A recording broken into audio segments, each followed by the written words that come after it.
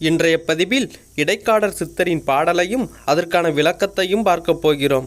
பாடல்: தொல்லை பிறவியின் தொந்தமுற்று அறவே சோம்பலற்று தவம் செய்யாக்கால் எல்லையில் கடவுள் எய்தும் பதம் உமக்கு இல்லை என்று எண்ணிவீர் கோணாரே அப்படின்னு இப்பாடலில் சொல்கிறாரு இடைக்காடர் சித்தர். இடைக்காடர் சித்தர் என்ன அருமையாக சொல்கிறாரு பாருங்க, அவ்வளோ அருமையாக சொல்கிறாரு. இறைவனை எப்படி அடையணுங்கிறத இப்பாடலில் அவ்வளோ அருமையாக சொல்கிறாரு. சரி, இப்பாடலின் விளக்கத்தை பார்ப்போம். ஆடு மாடுகளை மேய்ப்பவர்கள் கோணார் எனப்படுவார்.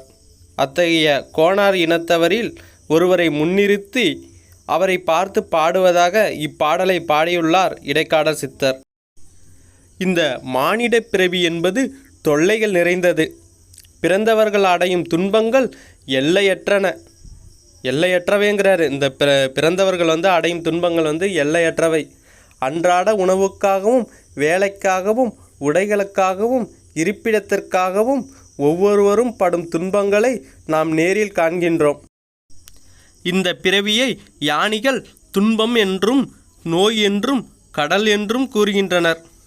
இந்த பிறவியை இடைக்காடர் சித்தர் தொல்லை பிறவி என்கிறார். இந்த பிறவியில் நாம் அனுபவிக்கும் துன்பங்கள் நீங்க வேண்டுமெனில் சோம்பலை நீக்கி தவம் செய்ய வேண்டும். தவம் செய்வதன் மூலமே இறைவனை அடைய முடியும். நம்முடைய பிறவி நோயும் தீரும். எல்லையில் கடவுள் எய்தும் பதம் நமக்கு வாய்க்க வேண்டுமெனில் தவம் செய்ய வேண்டும். அவ்வாறு தவம் செய்யாவிட்டால் இறைவனையுடைய பதம் நமக்கு கிடைக்காது அப்படின்னு சொல்கிறாரு.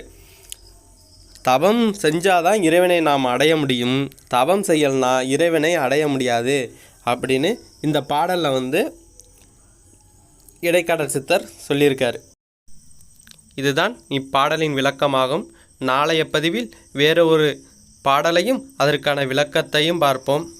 தியானம் செய்வது எப்படின்னு பார்த்தீங்கன்னா, தியானம் தவம் செய்கிறது எப்படின்னு பார்த்தோம்னா, தியானம்னு ஒரு பிளேலிஸ்ட் அமைச்சு ஒரு வீடியோ போட்டிருக்கோம். அதை போய் பார்த்து தியானம் பண்ணுறது எப்படின்னு தெரிஞ்சுங்க. எல்லா உயிர்களும் இன்புற்று வாழ்க. வாழ்க வளமுடன்.